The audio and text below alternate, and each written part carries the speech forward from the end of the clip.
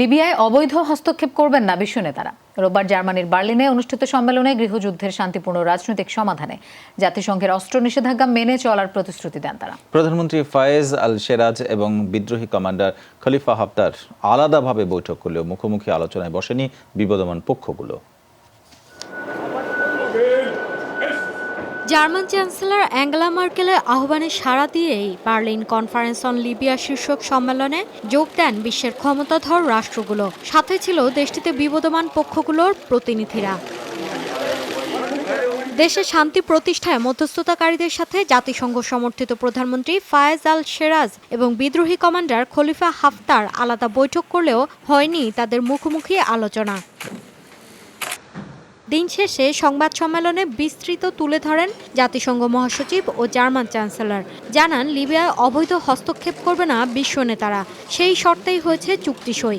অবরোধ উপেক্ষা করে অস্ত্র ক্রয় বিক্রয়ের সাথে কোনো দেশের সংশ্লিষ্টতা মিললে তাদের উপর আরোপিত হবে নিষেধাজ্ঞা।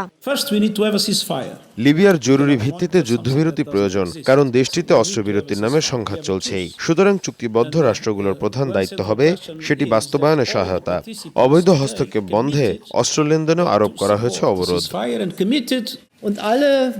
আরব লীগ, ইইউ এবং আফ্রিকান ইউনিয়নের মতো আঞ্চলিক সংস্থাগুলো এসেছে চুক্তির আওতায়। লিবিয়ার সামরিক হস্তক্ষেপ নয়, বরং রাজনৈতিক কৌশলের মাধ্যমে করতে হবে সংকটের সমাধান। অস্ত্র ইস্যুতে যে অবরোধ দেয়া হয়েছে সেটা পালন করতে পারলেই অঞ্চলটিতে কমবে সহিংসতা।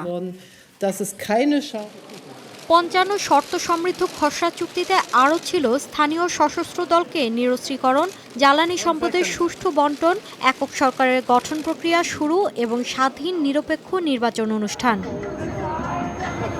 মৌলি ইসলাম, যমুনা নিউজ।